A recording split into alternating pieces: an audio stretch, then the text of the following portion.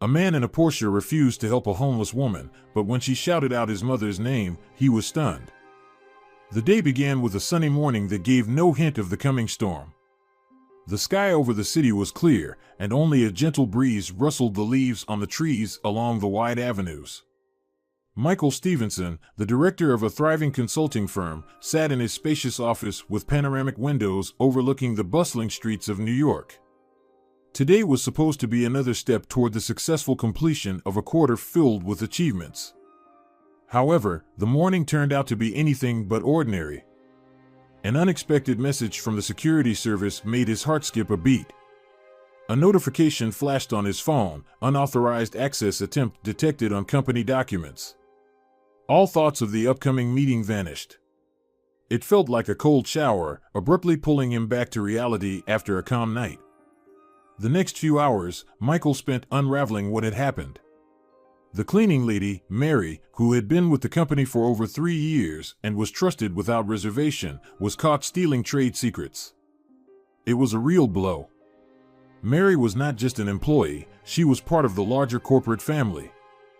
Many, including Michael, had shared personal experiences with her, met her outside of work at corporate events, and considered her, like he did, a mother figure, a nanny, a friend.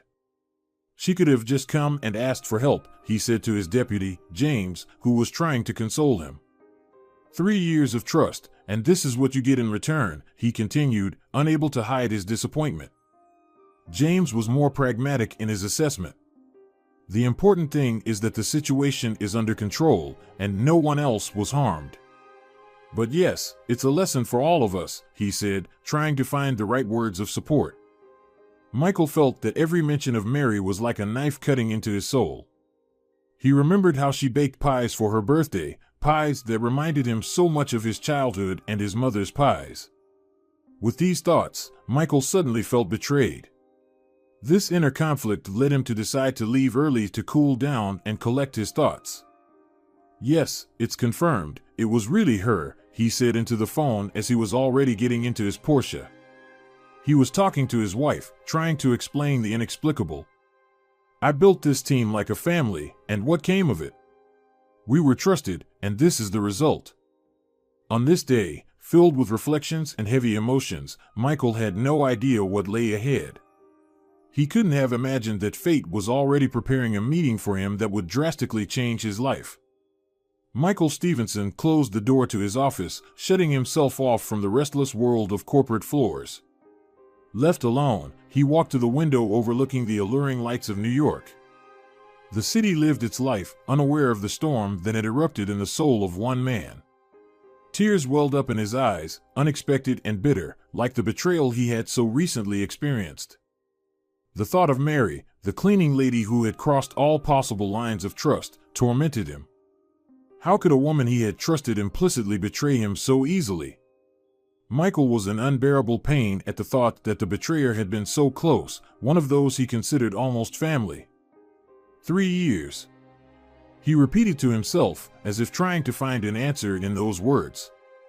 3 years of smiles, conversations about children, discussions of weekend plans, even recipes for those very pies she baked for every corporate event. Michael couldn't believe it had all been just a mask, hiding a selfish goal. Now, standing by the window, he suddenly realized that his anger was mixed with pain, the pain of loss. The loss not just of an employee, but of a person who had been a part of his world. Michael reflected on how often he had trusted without hesitation, basing his judgments on personal impressions rather than cold calculations. He understood that business required toughness, but his nature always leaned towards creating warm, almost familial relationships within the team. But was it worth such a high price now? Michael's thoughts were interrupted by a phone call. His wife's name, Laura, lit up on the smartphone screen. He struggled to shift his focus to the conversation with her. Laura knew him better than anyone and immediately sensed something was wrong. "Honey, are you okay? You sound strange," she asked with concern in her voice. "Yes, I'm fine, just tired," Michael replied reluctantly, trying to convince not only her but himself as well. "You always say that when something is wrong." "Remember, I'm here for you," she gently reminded him. His heart tightened with gratitude for her support, but also with the realization that Mary's betrayal had struck him deeper than he thought. It made him question his leadership principles, his methods of building relationships with people. "Maybe I really trusted people too much," he pondered. But without trust, there can be no true leadership. There can be no team willing to follow you through all the trials. That night, Michael didn't find answers to his questions. He spent hours staring at the sleeping city, where every light in the windows reminded him that life goes on despite betrayals and disappointments. And tomorrow he would have to return to work and look into the eyes of those who remained loyal to him. To find the strength to forgive and move on, maintaining faith in people despite everything. He stood alone in the elevator, slowly descending to the first floor. Around him was silence, broken only by the monotonous hum of the motor. Conversations from the day, the echo of betrayal that had thundered in his life like a bolt from the blue, still echoed in his mind. As he exited the building, Michael slowly walked to his car, parked in the shadow of towering skyscrapers. The cool evening air felt especially refreshing after the stuffy office.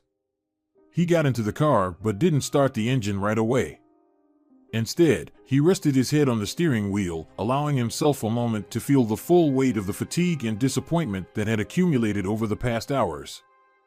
The decision to leave work earlier than usual was unusual for Michael, who always valued discipline and responsibility to his team. But today, he felt that he couldn't pretend that everything was okay. Not today, when his heart was so full of pain and doubts. On the drive home, Michael let his thoughts jump randomly from one memory to another. He remembered how on Mary's first day at work, she had brought him a cup of coffee just the way he liked it, without sugar and with 2 drops of milk. How she smiled at him, saying she remembered how everyone in the office preferred their coffee. These were small things, but they were the ones that created an atmosphere of trust and comfort. Today, however, these same memories seemed like something else, from another life. Arriving home, Michael slowly got out of the car. He stood for a few minutes at the front door, taking deep breaths of the cold air. Inside, his wife was waiting for him, and she would undoubtedly sense his unease and try to help. He knew the upcoming conversation would be difficult. Laura had always known how to support him, but today, Michael realized he needed it more than ever. When he entered, Laura was already waiting for him in the living room. She looked at him with concern, seeing the shadows of fatigue and stress on his face. "You're home early," she said softly, approaching him and embracing him. Michael hugged her back, feeling the tension begin to leave his body. He sank onto the couch, and they sat down together. Words weren't necessary, their presence alone spoke volumes. But he knew he would soon have to explain everything. "I don't know what to do, Laura," he began, his voice trembling with uncertainty. "How do I rebuild the trust that was lost? How do I start believing in people again?" Laura listened, nodding and occasionally squeezing his hand. Her eyes were full of empathy and understanding. "We'll find the answers together, Mike," she said quietly. "We always do." In that moment, Michael realized that despite all the losses and trials, he wasn't alone. With her support, he could get through anything, restoring what was lost, step by step. After the conversation with Laura, Michael Stevenson decided he needed a distraction. He got into his Porsche and headed to one of the city's shopping malls, intending to pick out a gift for his wife. The evening chill pleasantly enveloped him after the day's hustle and stress. The city lights, flickering through the glass, created the illusion of a starry sky, which soothed him a bit. Michael parked his Porsche in the spacious lot of the shopping mall and headed towards the entrance. His steps were heavy, but the determination to find something special for Laura gave him strength. He walked through the brightly lit corridors, stopping at jewelry store windows, until he chose a delicate silver necklace with a sapphire, Laura's favorite stone. As he was leaving the mall, pleased with his choice and a few other purchases, his gaze fell on an elderly woman sitting by the entrance. She was dressed in worn-out clothes, and her face bore a mask of fatigue and need. Michael slowed his pace. "Young man, could you spare some change for bread?" she asked quietly, looking up at him. The man looked the woman up and down. There was something almost comical about this small, frail vagrant. What if this is the future awaiting our cleaning lady? What if she gets convicted and serves real time? While she's in prison, her irresponsible son will definitely sell her apartment, and she'll be begging on the street just like this. No one will hire her with a criminal record, especially for something like this, and she'll be begging for bread until she freezes to death somewhere under a fence. These thoughts whirled through Michael's mind, bringing him back to the mundane reality. But on the other hand, why should I pity these people? I gave them a job, paid them well, wasn't stingy, gave out bonuses. And they betrayed me, stole from me, and now I even feel sorry for them. I won't give you any money, the man said to the beggar. I don't know what happened to you or what's going on in your life, and I don't care to know. It's none of my business. But I believe you deserve what you have. You made your life this way, and now you're responsible for your own fate. The woman squinted slyly. It was clear that the words of this well-dressed man had struck a nerve. Then, she looked a bit more closely into his eyes and gasped. Aren't you the son of Eleonora, who lived in that big white house on 37th Street? Your eyes are very similar to hers. Michael felt his heart skip a beat. It was as if he had gone into a stupor. How do you know my mother? He asked, feeling a mix of confusion and anxiety overwhelm him. The woman smiled, and there was something uniquely warm in her smile. Your eyes, they look so much like hers. Michael didn't know what to do. On the one hand, the woman clearly needed help, but on the other, the knowledge about his mother was too intimate for a random passerby to know. Yet, he felt he couldn't just walk away. Can we talk? He hesitantly suggested, putting down his bags and inviting her to sit on the nearest bench. Tell me, how did you know my mother? As they walked to the bench, there was a sense of something extraordinary beginning to unfold before Michael. He felt that this encounter could change his life, and a part of him, buried deep within, was already starting to realize it. On a street filled with shoppers in front of the mall, silence seemed impossible. But when the woman uttered that name, the air around thickened, and Michael felt time stand still. Eleonora, the name of his mother, which he never expected to hear from a stranger, especially not in a place like this and under such circumstances. How do you know Eleonora? He asked again, unable to hide his astonishment and growing anxiety. The woman slowly sat down on a bench, staring at Michael with piercing eyes that held something mysterious and uncannily familiar. Many people who were in the places where you and I grew up know about Eleonora. She was known for her kindness, and yes, I knew her personally. Very personally, she said slowly, each word seeming to bring back memories shrouded in the fog of time. Michael felt a chill run down his spine. The woman continued. Your mother was more than just an acquaintance to me. We were like sisters, sharing everything, until tragedy separated us. But she always spoke to me about you, Michael. About how you were growing up, your achievements. She was so proud. Michael sat next to her, trying to piece together the fragments of this unexpected puzzle. Why have I never heard of you? Why did my mother never mention you? His voice tinged with sadness and disappointment. There are things we prefer to hide even from those closest to us, to protect them, or to protect ourselves, she replied quietly, smiling evasively and looking away. You know, Michael, life is full of secrets, and sometimes the truth is heavier than lies. Their conversation was interrupted by passers-by, and for a moment, Michael was distracted, watching their hurried figures. When he turned back to the woman, he noticed her sigh heavily, as if preparing for a long journey. I must go, she said, slowly rising. But before I leave, Michael, know this. Your mother loved you more than anything in the world. And she always wanted only happiness for you. Michael silently watched her, trying to decide whether to believe the woman's words. He felt she was leaving him with more questions than answers. But something in his heart told him that every word she said was true. Wait, he stopped her. Don't go yet. Tell me more. Please.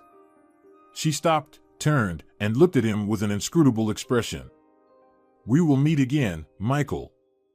When the time comes. Your mother always said that everything has its time. And with those words, she slowly walked away, leaving Michael sitting on the bench, puzzled and filled with unresolved feelings and questions that he felt were just beginning to unfold before him. Michael stood on the sidewalk, watching the woman's figure recede, each step echoing the unresolved mysteries of his own past. His mind swirled with a whirlpool of thoughts and memories, many of which he had long buried in the darkest corners of his consciousness. He tried to understand how a woman he had never seen before could know so much about his mother, Eleonora. Michael slowly made his way back to his car. The entire drive home, he thought only about what he had learned. He decided that he needed to learn more about his mother's past, for there might be secrets in his family that he had never suspected. At home, Laura was waiting for him, and he knew he would have to share everything that had happened with her. Upon arriving home, Michael found Laura in the living room. She was reading a book but immediately closed it when she saw his face. "Michael, are you okay? You look like you've seen a ghost," she said with concern in her voice. Michael sat next to her on the couch, took her hands, and began telling her about his encounter with the mysterious woman. He told her how she mentioned his mother and the feelings it stirred in him. Laura, she knew Mom. She spoke about her as if they were close. But I've never heard of her from Mom. It's so strange. What other secrets were kept in the past? Laura listened attentively, then quietly asked, "What are you going to do?" "I have to find out more. I think I'll start by searching through Mom's old photos and letters. Maybe there, I'll find some clues." The next morning after breakfast, Michael went up to the attic where old family things were stored. Dust covered the old boxes and suitcases that hadn't been touched in years. The light streaming through the small window illuminated thick layers of cobwebs. Michael began carefully opening each box, cautiously sorting through the contents. Among the various items, he found an old photo album. He sat down and carefully opened it. Page by page, faces from the past looked back at him, many of which were familiar. And there, on one of the pages, he saw a photograph of his young mother, laughing and happy, in the company of another woman he had never seen before. On the back was written, "Eleonora and Joan, summer 1965. Joan," he whispered to himself. He glanced at the vagrant woman's photo on his phone. There could be no doubt, it was her. Michael spent the morning in total confusion. After the discovery that led him to the old album found in the attic, his thoughts kept returning to that amazing woman, Joan. He couldn't shake the feeling that every step taken in his family's past somehow predetermined his own steps. Deciding that he needed to take action, Michael drove into town. The parking lot was crowded, but he found a spot near the entrance to a large shopping center where he hoped to find something that could help him in his search. Perhaps books on the history of the town or even archival records available in large bookstores.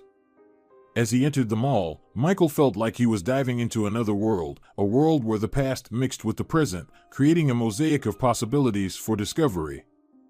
He first headed to the bookstore, which spanned 2 floors. The cool air, filled with the scent of fresh print and coffee from the adjacent cafe, slightly calmed him. Michael approached the history section, his eyes quickly scanning the titles. History of New York, Untold Stories, Secrets of Old Streets. Each book seemed like a call to new discoveries. He pulled out several volumes that seemed the most promising and settled down to read in a secluded corner of the store. Page by page, he searched for mentions of his mother or Joan, of the large white house that might hold the key to the past. But as the hours passed, the answers remained as elusive as shadows in the fog. Finding nothing concrete, Michael decided to change tactics. He approached the section with maps and old city photographs. Perhaps visual materials would help him better understand where to look for traces of the past. As he browsed through the old maps, he tried to imagine how the cityscape had changed, which houses once stood where the current buildings were. After several hours of fruitless searching, Michael felt tired and frustrated. He sat, staring at one of the old maps, when suddenly his eyes fell on a familiar corner, the area where, according to Joan, his mother's house stood. The map had a note about a library that existed in those days. Maybe there are archives or even old newspapers that can tell me more, he thought. With renewed hope in his heart, Michael left the store. Despite his fatigue, he felt a surge of energy.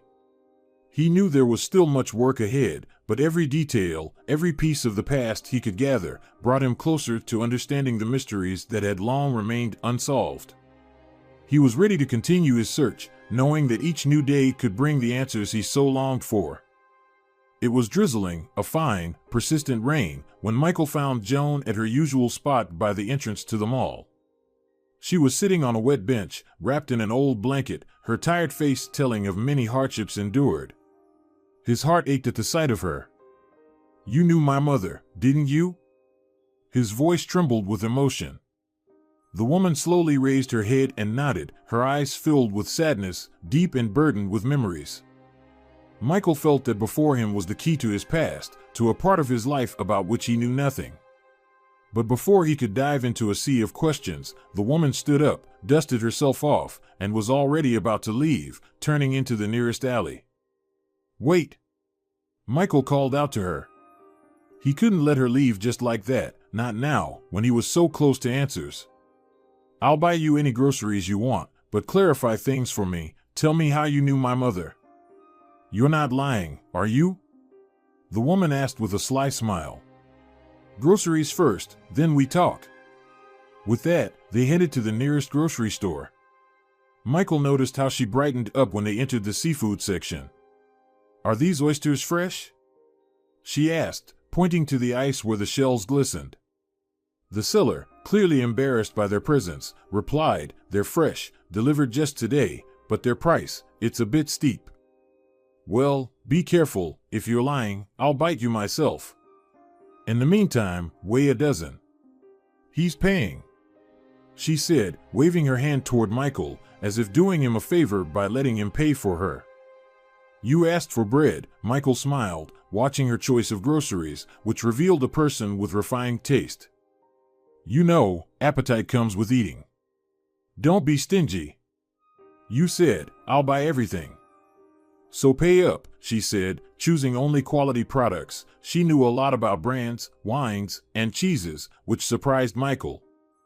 "You don't seem like someone who's lived off the streets your whole life, more like someone who's dined in restaurants. How do you know the names of these wines and cheeses?" "I don't even know all of what you picked," Michael asked in surprise. "Life is long and not always predictable. I never could have imagined things would turn out this way. There was youth, beauty, worthy men, and plenty of money, and look how it all ended," she said, finishing her shopping. After paying at the checkout, they decided to have a meal. When they sat down at a table in the restaurant, the woman ordered herself a glass of champagne, and Michael finally mustered the courage to ask her the questions that had long weighed on his mind. "So, how did a woman with such taste end up on the streets?"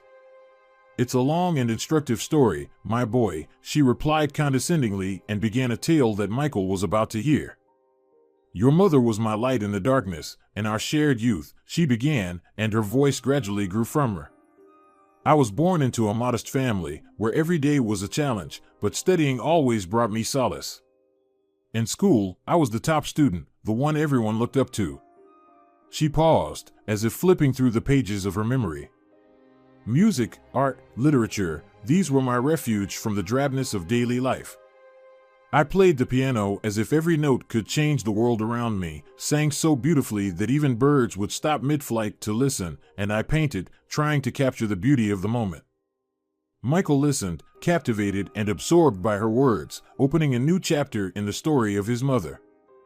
"But then everything changed," Joan continued, her eyes dimming with memories. "When I was 15, I fell in love. He was 3 years older than me, handsome, with a rebellious heart full of dreams and a soul yearning for freedom. But his life was full of chaos and unpredictability. My parents always told me that I would achieve something great, that my talents would open up a world of opportunities. However, when I became pregnant, it turned out that all the bridges were burned. My future, which seemed so bright, suddenly dimmed." Joan stopped to catch her breath. "My lover didn't want a family, he wasn't ready to be a father. As events unfolded, it became clear that my career was over. My condition with the child meant giving up all my dreams and ambitions. When I realized that an abortion was no longer an option, I had to make the most difficult decision of my life." Her voice trembled almost inaudibly with suppressed emotion. Michael watched her intently, each of her words adding weight to the story he was just beginning to understand. "And what did you decide?" he asked quietly. Joan slowly raised her eyes to Michael, her gaze filled with sadness and determination. "I decided to keep the child, you, Michael. And that decision led me to your mother, Eleanor, who helped me more than anyone could have imagined." When Joan sat in the tense silence that hung in the air after the news of her pregnancy, she felt as if the walls of their house were closing in around her. The scandal erupted with ferocious intensity. Her father, always a strict and principled man, was on the verge of fury. He shouted, threw objects, and threatened to put her lover behind bars for seducing a minor. His voice echoed through every corner of the house, causing Joan to shrink in fear and despair. Her mother, who had always strived to maintain peace and balance in their home, seemed to have lost her last bit of strength. She poured herself valerian, trying to calm her nerves, her eyes full of tears and despair as she watched her only daughter's life unravel. Joan's elderly grandmother, observing all this chaos, suggested the only solution she believed could save the family's honor. At a family council, where the tension was palpable in every fiber of their beings, she quietly but resolutely said, "We need to send my wayward granddaughter to our distant relatives in the village. Let her give birth there, so as not to create further gossip and rumors. After she gives birth, we'll decide what to do next." The decision was final. With a heavy heart and a deep sense of loss, Joan went to the village, where she spent the final months of her pregnancy. Away from home, in a simple country house, she gave birth to a healthy, strong baby who instantly became the light of her life. When they returned to the city, their fate was already sealed. Joan and her baby were brought home late at night in a car to avoid any gossip. Her mother met them at the doorstep, hugged her, and offered some tea. Exhaustion and relief mixed into one feeling as Joan drank the tea and almost immediately fell asleep from fatigue and emotional exhaustion. When she woke up at dawn, the bed beside her was empty.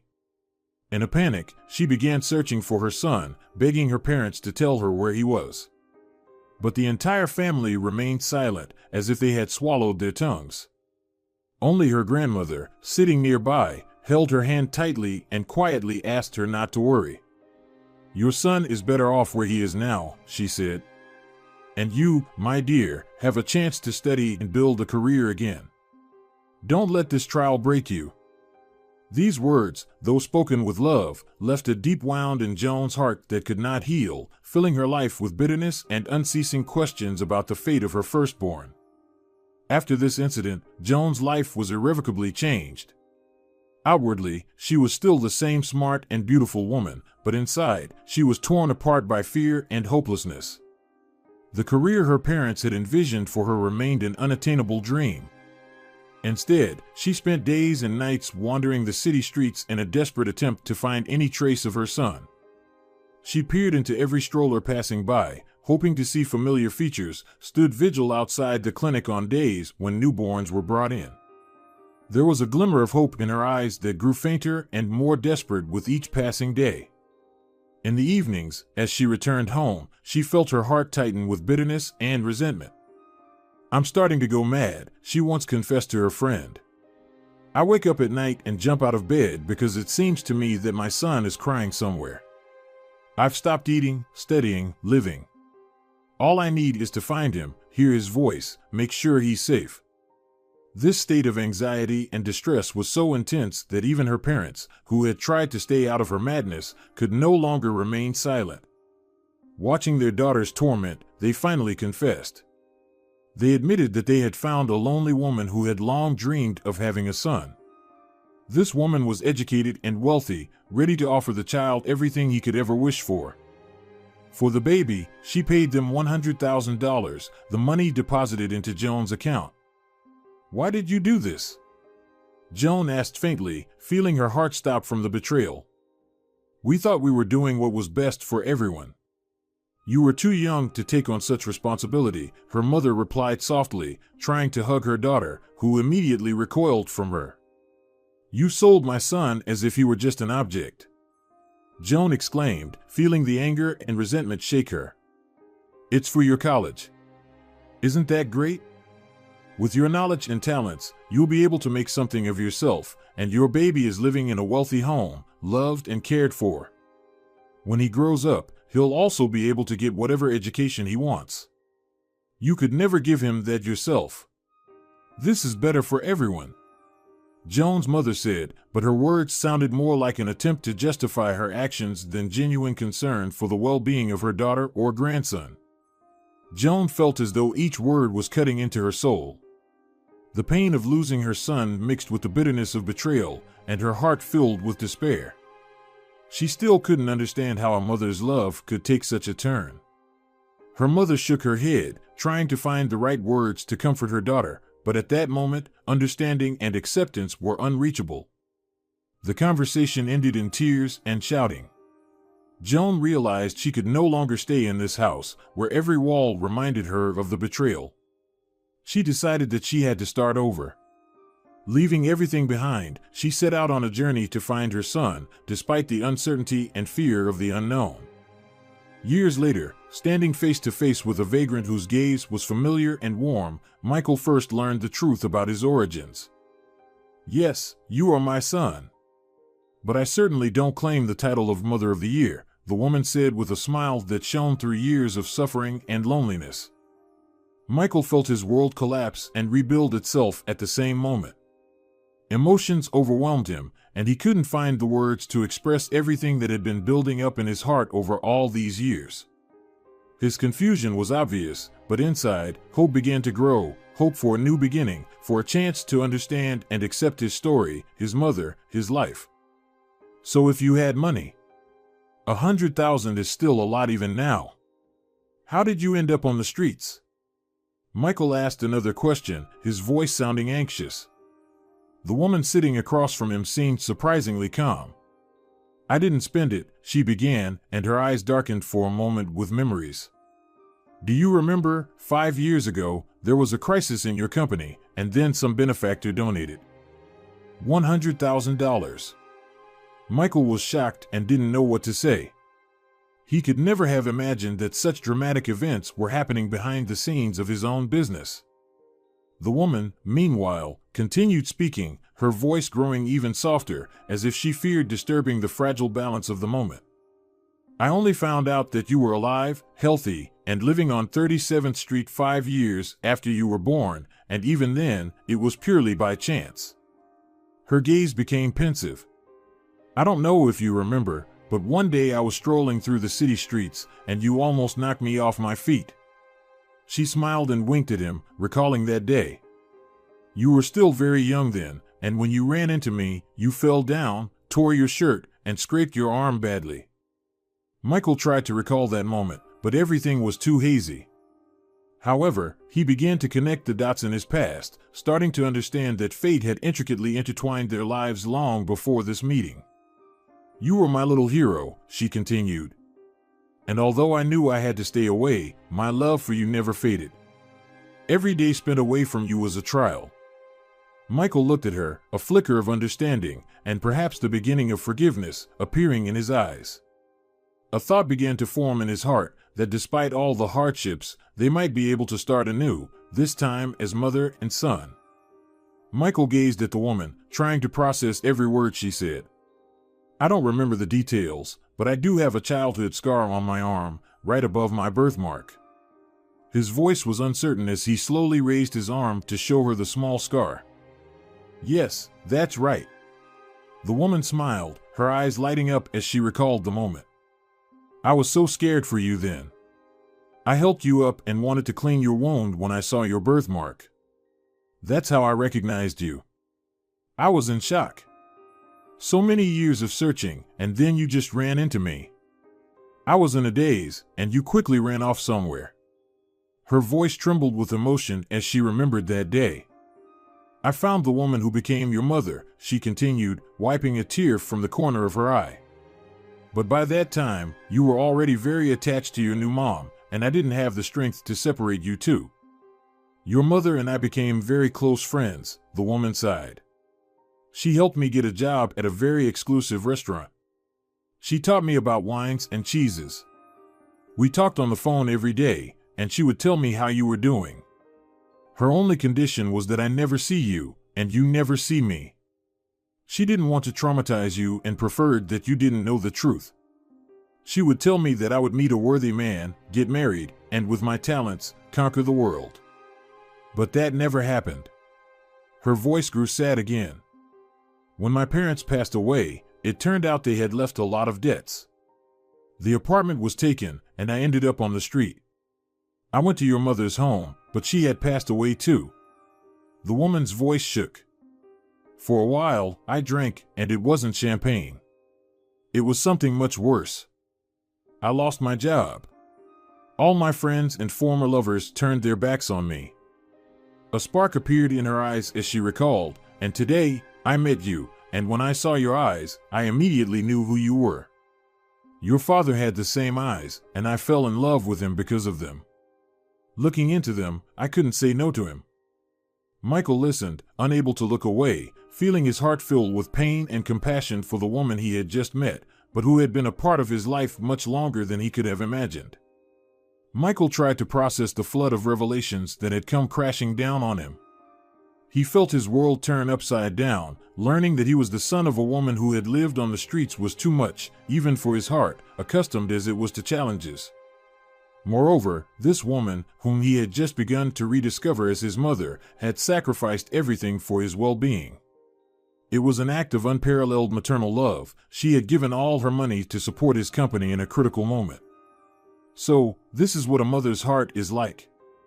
"You know, I fired a cleaning lady today who tried to steal secret information about our company to protect her son.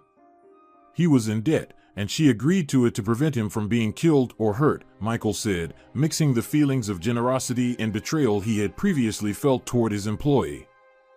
"You know, mothers are capable of anything for their children. Stealing isn't the solution, of course, but to protect her child." Joan looked into his face, seeking understanding. Michael hesitated, recalling his reaction to the cleaning lady's actions. "But couldn't she just come to me and ask for money?" His voice trembled with mixed emotions. "Are you sure about that?" Joan asked cautiously. "I could have spent all the money back then, and then, when I ended up on the streets, I could have come to you and said, 'Hello, son.' But I couldn't allow myself to do that. I chose to return all the money to you when you needed it and pretend to be a secret benefactor, even though I was in great need myself at that time." Her words made Michael think. You really can't get inside another person's head. He had never faced a choice like the one these two women, his mother and the cleaning lady, had to make, both confronted with unbearable decisions for the sake of their children. "Don't judge her too harshly," his mother added quietly. Michael studied her face, lined with the wrinkles of time and hardship, and felt a new feeling filling his heart, empathy. Sitting there, next to the woman who had sacrificed everything for him, Michael realized that his journey toward acceptance and understanding was only just beginning. He reflected on how much he still didn't know about life, about sacrifices, and about what it truly means to love and be loved. Sitting next to his mother in the restaurant, Michael realized that his perspective on the world was beginning to change. The revelations about the past and the uncovering of secrets that had been hidden from him for many years forced him to reassess many things, including his principles of managing his business and relationships with people. That very day, Michael decided he would start adopting new approaches. First, he promised himself that he would find the dismissed cleaning lady and try to help her and her son overcome their financial problems. He realized that simply firing people for their mistakes wasn't the solution. They needed a chance to make amends and receive support. The next day, Michael began searching for the woman. It took some time, but fortunately, with the help of social media and his employees, he found her and met with her and her son. Explaining the situation and expressing his sincere desire to help, Michael offered her the opportunity to return to work and provided financial support to help her family get out of debt. Inspired by these changes in his life, Michael also decided to change his approach to managing the company. He started implementing a support program for employees that included financial planning consultations, psychological support, and professional development opportunities. Michael realized that creating a supportive and caring work environment not only benefited employees, but also increased productivity and loyalty to the company. Meanwhile, his relationship with his mother continued to improve. They met often, discussed various topics, shared memories, and made plans for the future. Michael learned a lot about his past, about his parents, and about the hardships his mother had endured to secure his future. One day, sitting in a cafe on the corner of the very street where they had met for the first time after many years apart, Michael and his mother decided to create a foundation to help single parents and their children. Michael knew that his business and resources could help many people who faced challenges similar to those his mother had once encountered. The project took off, and within a short time, they were able to help dozens of families. Michael felt that he was on the right path, and each new day brought him the satisfaction of knowing that he was making the world a better place. Now, he was not only a successful businessman, but also someone who cared about the well-being of others. Dear viewers, if you enjoyed the story, please support the video by liking it and leaving a comment. Thank you very much.